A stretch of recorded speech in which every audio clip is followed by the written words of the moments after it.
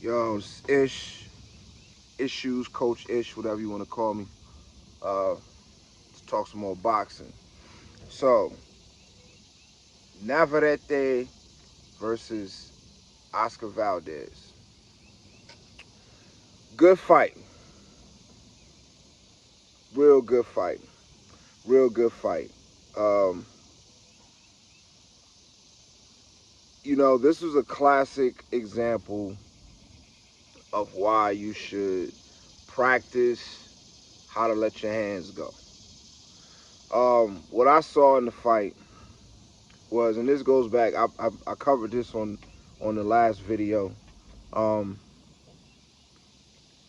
what people sometimes call sound fundamentals really just be uh, honed basics. You can make a whole career in boxing just off the basics. You know what I'm saying? The basics, what we say, keep your hands up. Of course, throw punches, try to land punches, maximum power if you can. Good technique so you have good power on the punches. Turn your punches over. All these different things. Um, these are basics. These are the things that before you even spar, you have to have a good understanding of. High guard defense. There's a lot of different defenses. High guard defense, the basics. Oscar Valdez is very good at the basics.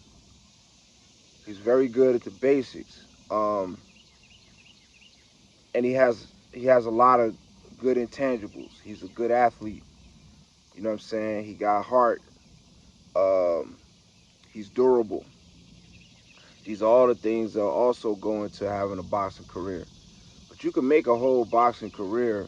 Like there's Hall of Famers in the Hall of Fame that was just good off the basics. George Foreman was one of them.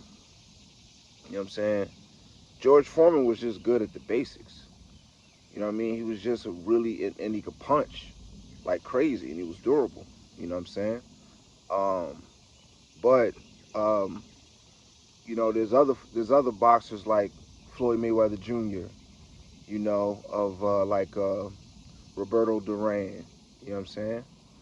Where you can break down the intricacies of a lot of the different, because boxing is like a tree, right? It's like a tree, and you got the main body, which is, of course, stay on balance, throw punches, and then it branches off into different things: offense, defense, footwork, and then from those different things, offense, defense, footwork, there's a whole bunch of other different branches. You know what I'm saying? Different kinds of defense. You know what I mean? Philly shell, high guard.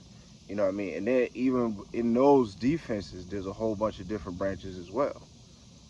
High guard, active hands, Philly shell, you know what I'm saying? Footwork. You know what I mean? Footwork, there's different things. Pendulum step, L step, cross step. You know what I'm saying? So there's boxing is like a tree. You know what I mean? And sometimes you can make a whole career just the basics along with your intangibles. Your intangibles is your heart, your grit, your determination, your work ethic, and those things can make your career. Uh, Wilder went through most of his career with just a right hand. You know what I'm saying? Most of his career, especially the beginning parts of his career, a lot of the boxing basics he didn't even have. You know what I'm saying? A lot of the boxing basics and the fundamentals he didn't even have. He just had that right hand. He hit you with that right hand. That's it. So Oscar Valdez, what I saw with him last night was he's real good at the basics. You know what I'm saying? But even in that, he made a lot of mistakes as well. Like high guard leaning over your lead knee. You know what I'm saying? He spent most of the fight with his head over his lead knee. You know what I'm saying? Now I know that was partly to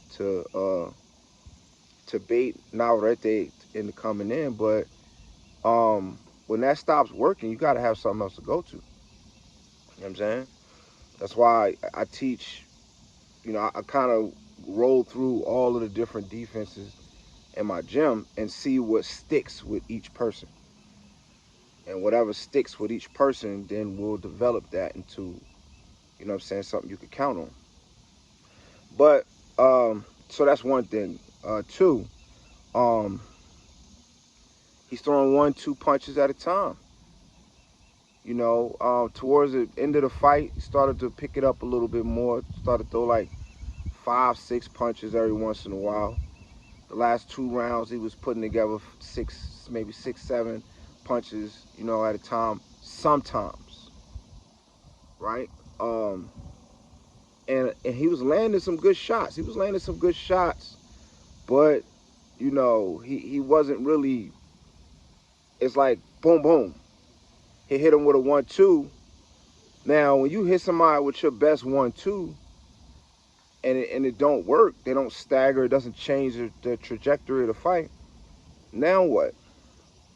And a lot of times, he would throw, boom, land a flush shot, and then there'd be no more offense after that. So he's getting hit now. Pop, pop, pop, pop, boom.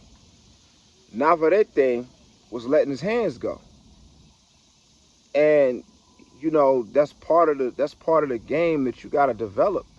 Even if you want to be a one shot, you know, a one shot type of dude, you want to pop, hit crispy, 1 or 2 punches, emphasis on the second one or the third one, whatever that might be, right? 1-2 shots to set up a power shot, boom, right? You still have to develop how to just let your hands go. And Navarrete spent most of the fight punching in combinations. And sometimes the combinations didn't even have nothing on them. You know what I'm saying? I got a drill that we do every day in my gym, and it's non-stop combination. Just put together a non-stop combination for 3 minutes. You know what I'm saying? And we usually do it at the end of class, and then the last 30 seconds, just blitz the bag. Just, you know, full steam, full speed, full power, let it go. But the first 2.5 minutes is just a non-stop combination. Doesn't have to have power on it. I say it all the time. Doesn't have to have power, doesn't have to have speed on it. You could change the speed, change up the power in the midst of it, but just let your hands go. Just chain together punches, different combinations, go upstairs, go to the body, mix it up. You got to have that in your arsenal. And Navarrete won the fight by doing that most of the night. He would just he would just chain together combinations. All of them don't have to land. You know what I'm saying? But they will. And then after he get hit with a bunch of shots, and then Valdez will fire back with 1 or 2 shots. One may land, one may miss, both may miss. Maybe just 1 shot at a time or whatever. But Navarrete was responding with combinations. You know, and like I said, a lot of times they ain't even have nothing on him. In fact, partially through the fight, he hurt his hand, so he couldn't even put nothing on everything. Oscar Valdez is trying to load up on every shot, you know. So that's one thing that I saw. Navarrete. Okay, so here's another thing I'm gonna speak on with this fight. Timothy Bradley. My God, it's so hard to listen to this dude commentate, man. It's so hard to listen to him commentate. I ain't gonna say he don't know what he's talking about, because clearly he does. He's getting paid to do it. He's in the Hall of Fame as a boxer. Good on him, right? I'm gonna say he's extremely biased in his commentating. It's clear who he's going for when he's commentating. And he takes it to the extreme by, okay, so he not only wants to big up the fighter he's rooting for, but he starts talking down about what the fighter he's not rooting for is doing. For instance, there's 3 moments in this fight that made me cringe listening to this clown. I ain't gonna call him a clown, but listen to this dude commentate. Respect to Tim Bradley. I retract the clown statement. Number 1, he said Navarrete's footwork was horrible. You know what I'm saying? Valdez should take advantage of Navarrete's footwork because his footwork is horrible. No, it's not. No, it's not. How? How is his footwork horrible? Because if his footwork was horrible. No, it's 4. Now I'm thinking it's 4. No. 3. There's more than that, but 3 that's stuck out of my head. Navarrete's footwork is horrible. That's what he said. His exact words. His footwork is horrible. Okay? I don't understand how he's not getting tripped up. He's effectively staying within his range and landing punches. He's finding the angles, and he's doing this against a multiple weight class champion, a high level boxer. So his footwork can't be horrible based on how the fight is going. How is that possible, right? So that's the first thing. He said Valdez has much better technique. How? What he's calling much better technique is a much better traditional style. You know what I'm saying? He looks more like a boxer because his style is traditional. He's in the high guard. He's moving a certain way. He's doing certain things. You know what I'm saying?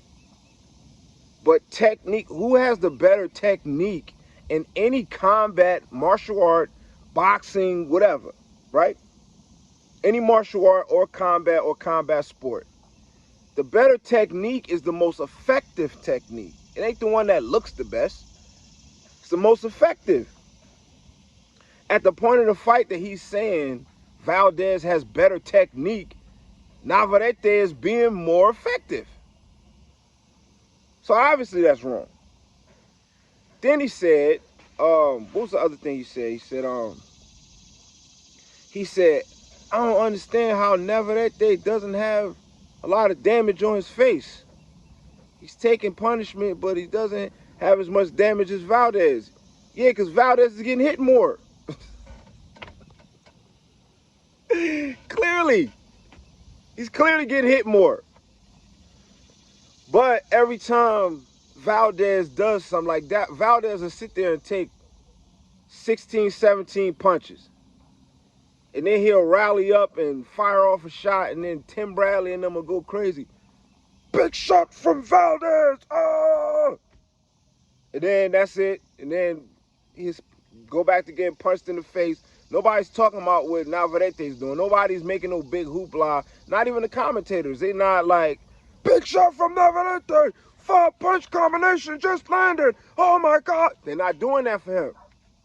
They doing it every time Valdez throws a punch or lands a punch. Which is why most of the time when I watch fights, I'm muted. Especially top-ranked fights with Timothy Bradley commentating. I'm muted. I used to love when Timothy Bradley and Andre Ward commentated. Because Andre Ward would always offer pushback to Tim Bradley. Now Tim Bradley is up there with a bunch of dudes who ain't never boxed. Only part of the sport they've been a part of is watching it and commentating it. So they don't give Tim Bradley no pushback. When he be speaking a bunch of biased nonsense sometimes. You know what I'm saying? So, you listen to the fight. They make big deals about the little things Valdez was doing while downplaying what Navarrete was doing. So, because it went 12 rounds and it was a classic Mexican shootout, which it was, it make you think like it was a war or the fight was even when it wasn't. You know, Valdez did a really good job because of his pedigree, toughness, experience of staying in the fight for 12 rounds. But honestly, the fight was one-sided. You know what I mean? Valdez, and it's like, so going back to Timmy, the whole outcome of the fight contradicted everything Tim Bradley was saying. Think about it. What did he say? He said he had horrible footwork.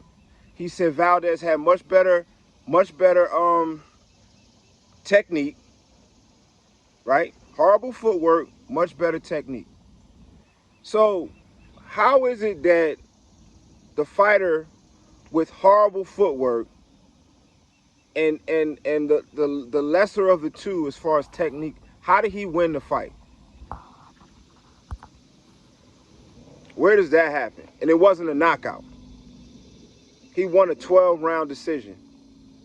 I think it was unanimous. It might have been split. I didn't even watch the decision because I had seen who won the fight before I watched the fight. So yeah, horrible footwork, and the other fighter has better technique. Yet he lost. He has better footwork, better technique, but he lost. You know what I'm saying? His footwork kept him out of danger a lot. His footwork was most of his defense. You know what I'm saying? His footwork was most of his defense. So you could say he needs to improve. You might say he needs to improve his footwork, but to say his footwork was horrible, that's what he said, horrible. He didn't even say bad. He needed to improve it. He's making mistakes. He said his footwork is horrible. And he said Valdez had much better technique. So how'd he lose then? How'd he lose? Because that's how you, that's the better technique and the better footwork usually wins you the boxing match.